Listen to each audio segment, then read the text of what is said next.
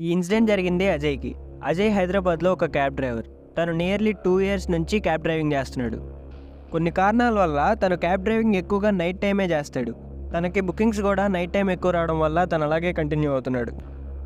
అలాగ ఒకరోజు అర్ధరాత్రి 12 అలా అవుతూ ఉంటుంది. అప్పుడు అజయ్‌కి కూడా నిద్రతో కళ్ళు మూసుకుపోతూ ఉంటాయి.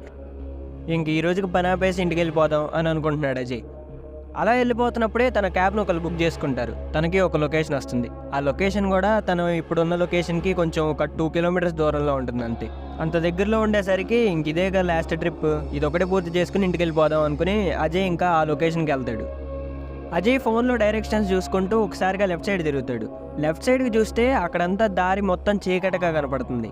ఇంకా ఆ రోడ్డు కూడా సరిగ్గా ఉండదు, మొత్తం మట్టి మట్టిగా బురదతో ఉంటుంది. ఇంకా రోడ్డు కండిషన్ చూసి అటు నుంచి వెళ్ళాలా వద్దా అని ఆలోచిస్తాడు. కాసేపు అక్కడ ఆగి ఆలోచించి ఇంక ఈ రోజుకి ఇదే లాస్ట్లే అని చెప్పి అటు నుంచే వెళ్తాడు. ఆ ప్లేస్ నుంచి కొంచెం ముందుకెళ్ళగానే ఆ దారిలో కొంచెం దూరంగా ఏదో ఒక బ్లూ కలర్ డ్రెస్ వేసుకున్న ఒక అమ్మాయి క్యాబ్ కోసం వెయిట్ చేస్తున్నట్టు తనకు కనపడుతుంది. ఆ అమ్మాయిని చూస్తే ఇప్పుడే ఏదో లేట్ నైట్ పార్టీ నుంచి వచ్చేస్తున్నట్టు తనకు అనిపిస్తుంది. అజయ్కి మాత్రం కొంచెం కన్ఫ్యూజింగ్గా ఉంటుంది. ఎందుకంటే తనకి క్యాబ్ బుక్ చేసుకున్న పేరు మాత్రం రాజీవ్ అని కనపడుతుంది, కానీ అక్కడ మాత్రం ఒక అమ్మాయి ఉంటుంది. ఇంకా ఆ అమ్మాయి దగ్గర ఆపి, మేడం మీరేనా క్యాబ్ బుక్ చేసింది అని అడుగుతాడు. ఆ అమ్మాయి కాసేపు ఏం మాట్లాడకుండా అజయ్ వైపే చూస్తూ ఉంటుంది. అలా కాసేపు చూశాక అప్పుడు చెప్తుంది ఆ క్యాబ్ బుక్ చేసింది నేనే అని చెప్పి. కానీ ఆ అమ్మాయి వచ్చి కార్లో కూర్చునేటప్పుడు నార్మల్గా వెనక సీట్లో కూర్చోకుండా అజయ్ పక్కన ఉన్న ఫ్రంట్ సీట్లో కూర్చుంటుంది. మామూలుగా ఎవరైనా సింగిల్గా వచ్చినప్పుడు వెనక కూర్చుంటారే కానీ ఎప్పుడు అలా ఫ్రంట్ సీట్లో కూర్చోండడం చూడలేదు, అది కూడా లేడీ ప్యాసింజర్ అయ్యి ఉంది. ఇంకైనా అజయ్ దాని గురించి పట్టించుకోకుండా ఇంకా తన లొకేషన్కి తీసుకెళ్తూ ఉంటాడు. అజయ్ ఇప్పుడు తనని వదిలిపెట్టాల్సింది ఒక హాస్పిటల్ దగ్గర. ఇంత నైట్ టైం హాస్పిటల్ దగ్గరికి ఎందుకు వెళ్తున్నారు మేడం అని అజయ్ తనని అడుగుతాడు. ఇంకా తను ఏం మాట్లాడదు, అంటే విన్నా కూడా విన్నట్టే కాసేపు ఏం మాట్లాడకుండా ఉంటుంది. ఇంకా అజయ్ కూడా దాని గురించి పెద్ద పట్టించుకోకుండా వదిలేస్తాడు. కానీ కాసేపటి తర్వాత మా హస్బెండ్ అక్కడ జాయిన్ అయ్యారు అని ఆ అమ్మాయి అంటుంది. ఇంకా వాళ్ళ హస్బెండ్ హాస్పిటల్లో జాయిన్ అవ్వడం వల్ల ఈవిడ మూడ్ ఆఫ్లో ఉందేమో, అందుకే మాట్లాడట్లేదు అని అజయ్ అనుకుంటాడు. ఇంకా అలాగే కాసేపు వీళ్ళిద్దరూ కారులో వెళ్తూ ఉంటారు. బాగా రాత్రి అయిపోవడం వల్ల అటు నుంచి వెహికల్స్ వస్తా వెళ్తున్నట్టు కూడా ఏం కనపడు. ఇంక అజయ్ కార్ డ్రైవ్ చేస్తూ అలాగ ఒకసారిగా ఫ్రంట్ మిర్రర్లోకి చూస్తాడు.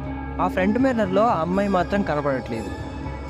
అజయ్ ఒక్కసారిగా భయపడిపోతాడు. తను అసలు నిజంగా మనిషినే క్యాబ్ ఎక్కించుకున్నానా అని తనకు డౌట్ వస్తుంది. అజయ్ ఇంత భయపడుతున్నా సరే తను భయపడుతున్నట్టు మాత్రం బయటికి తెలియనిడు.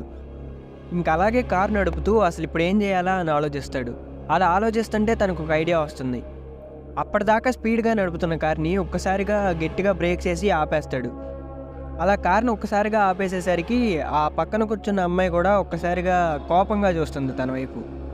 అజయ్ వెంటనే కార్ దిగి కార్ ముందుకెళ్ళి ఫ్రంట్ పార్ట్ ఓపెన్ చేసి ఏదో రిపేర్ చేస్తున్నట్టు యాక్ట్ చేస్తాడు. అజయ్ అలాగా కార్ రిపేర్ అయిపోయిందని తనకి చెప్పి ఆ రూట్లో ఏదన్నా వెహికల్స్ వస్తే ఆ వెహికల్స్తో పాటు వెళ్ళిపోయి మెకానిక్ని తీసుకొస్తాను అని తనకు చెప్దాం అనుకుంటాడు. అజయ్ అలాగే కార్ ముందు నుంచుని కాసేపు రిపేర్ చేస్తున్నట్టు కవర్ చేసి మళ్ళీ ముందుకు వస్తాడు. అజయ్ అలా రాగానే అక్కడ అమ్మాయి కనపడదు. అజయ్ బాగా భయపడిపోయి తన చుట్టుపక్కల కూడా చూసుకుంటాడు. ఎటు చూసినా సరే ఆ అమ్మాయి మాత్రం కనపడదు. ఇంక తను వెంటనే కార్ ఎక్కేసి కార్ని స్పీడ్గా పోనిస్తూ ముందుకెళ్ళిపోతాడు. అలా వెళ్తున్నప్పుడు తను సైడ్ మిర్రర్లోకి చూస్తాడు. ఆ సైడ్ మిర్రర్లో నుంచి ఆ అమ్మాయి తన్నే చూస్తున్నట్టు తనకు కనపడుతుంది. ఇంకా తను అవేవి పట్టించుకోకుండా కార్ని ఇంకా స్పీడ్గా పోనిస్తాడు. కానీ తను ఎంత స్పీడ్గా పోనిచ్చినా సరే ఆ సైడ్ మిర్రర్లో నుంచి సేమ్ అదే డిస్టెన్స్లో ఆ అమ్మాయి తనకు కనపడుతుంది. అంతేకాదు అజయ్ ఇందాక చూసిన ఒక మామూలు అమ్మాయిలాగా తను లేదు. ఒంటి నిండా రక్తంతో ఏదో కొల్లిపోయిన శవంలాగా తనకు కనపడుతుంది. తను ఎంత స్పీడ్గా పోనిచ్చినా సరే తను ఆ సైడ్ మిర్రర్లో కనపడేసరికి తను ఇంకా ఆ సైడ్ మిర్రర్ వైపే చూడకుండా కొంచెం దూరం బాగా స్పీడ్గా పోనిస్తాడు.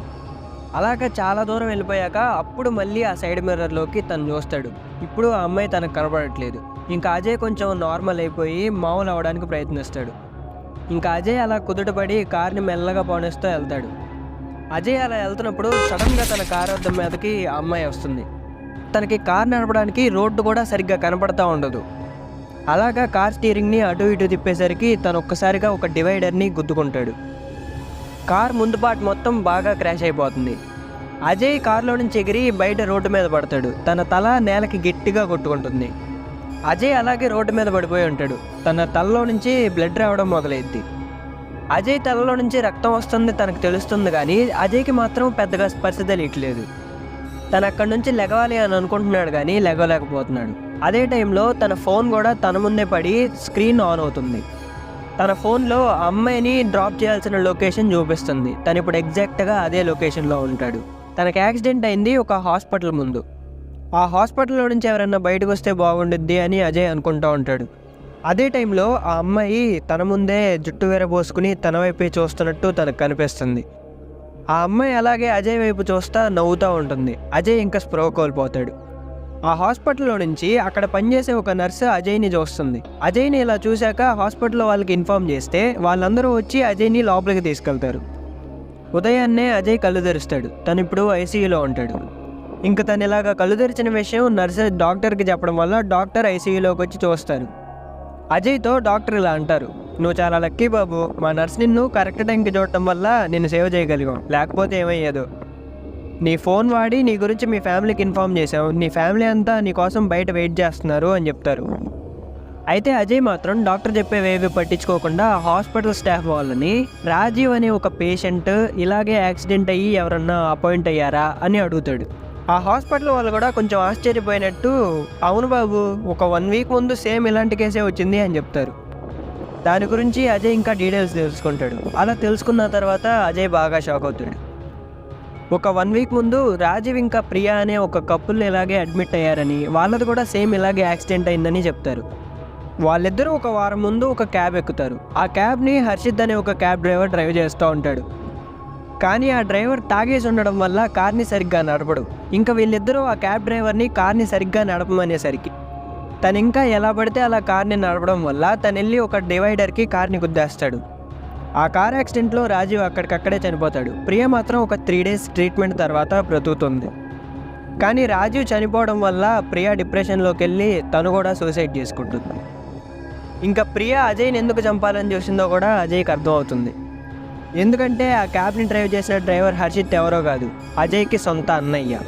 అజయ్ వాళ్ళ అన్న హర్షిత్కి కూడా యాక్సిడెంట్ తర్వాత తన బాడీ ప్యారలైజ్ అయిపోతుంది. కానీ వాళ్ళ అన్నయ్య తన వల్ల ఇలాగ 2 ప్రాణాలు పోయినాయని తనకు చెప్పడు. అజయ్ ఇదంతా ఆలోచిస్తూ ఉన్నప్పుడే తన ఫ్యామిలీ మెంబర్స్ అందరూ ఒక్కొక్కరుగా లోపలికి వచ్చేస్తారు.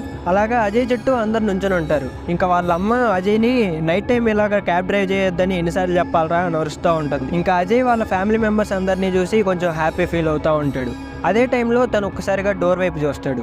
ఆ డోర్ దగ్గర ప్రియా తన వైపే చూస్తూ ఉంటుంది.